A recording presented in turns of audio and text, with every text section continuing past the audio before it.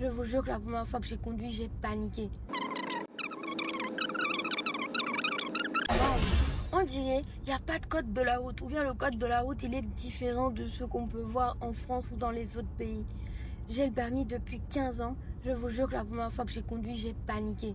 Non, franchement, c'était une catastrophe, faut dire la vérité.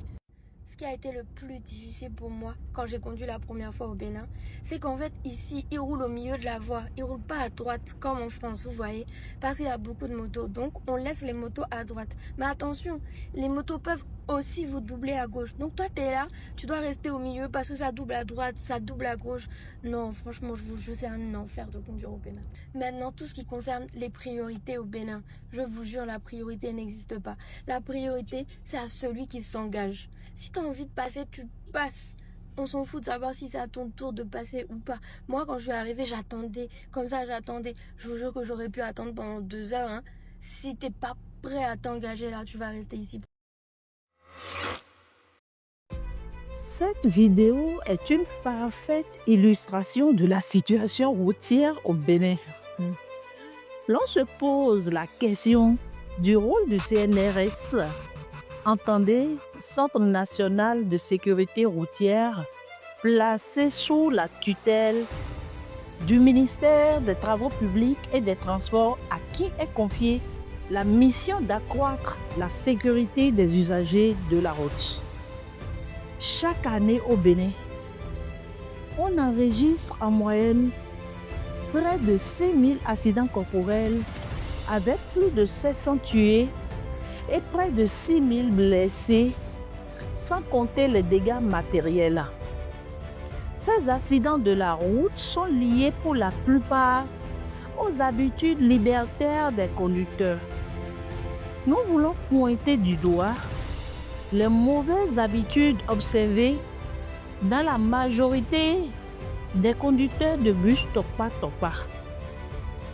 Malgré l'état de leur véhicule, ces derniers se donnent pour ultime défi le viol du code de la route et les règles de conduite. Freinage inattendu, mauvais dépassement, virage instantané sans clignoter. À cela s'ajoute l'absence des abris ou arrêts de bus, entraînant des stationnements tous azimuts et de façon désinvolte aux abords de nos artères. Nous ne pouvons évoquer l'incivisme sur nos routes sans parler des émigrants, icônes du Bénin. Ils portent bien leur nom. Amène-moi vite.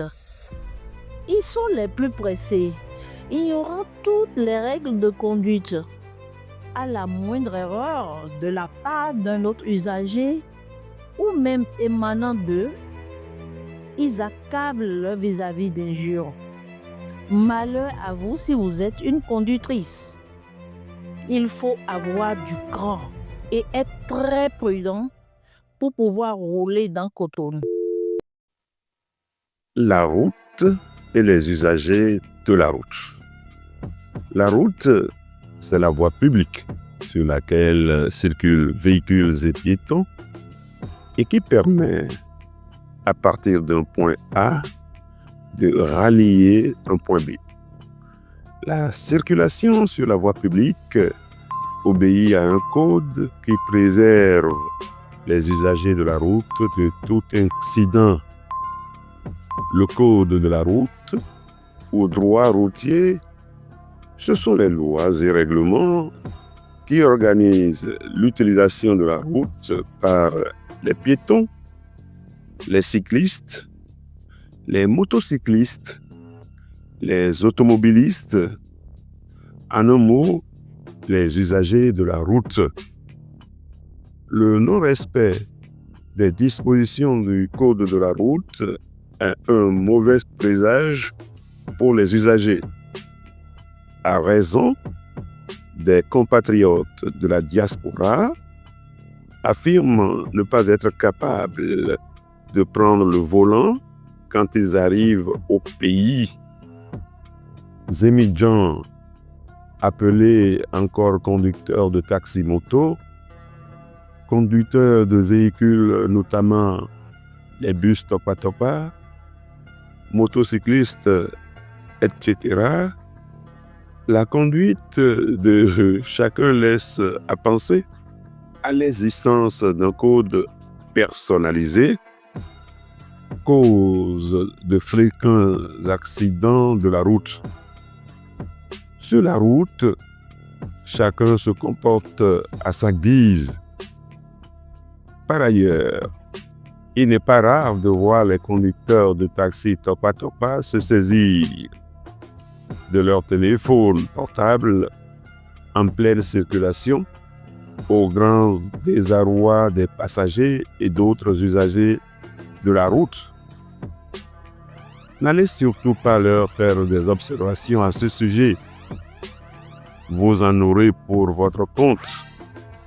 Il en est de même des émigrants transportant des passagers sur leur moto.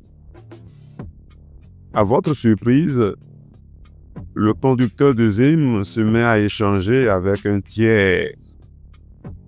Ne croyez surtout pas qu'il est atteint de démence. Le téléphone portable, blotti à l'oreille par le casque, il communique avec l'extérieur alors qu'il a besoin de se concentrer pour effectuer une bonne conduite et vous garantir votre sécurité. Cette pratique met en danger la vie de son client et des autres usagers de la route. Le hic, c'est lorsque notre usager de la route fait observer aux Zim la gravité de son acte, sans que ce dernier s'adresse encore à vous. C'est plutôt le client qu'il transporte qui vous tense, prenant fait et cause pour son transporteur. Il y a là forcément une méconnaissance avérée du code de la route et un manquement au devoir. Que dois-je retenir? Sinon que le code de la route est une règle prescrite dont l'observance garantit la liberté aux usagers.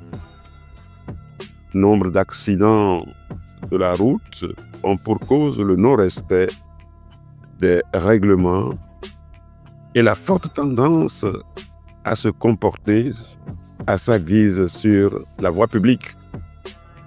Autrefois, dans les véhicules de transport en commun, on peut lire, citation, « Défense de fumer et de parler au chauffeur ».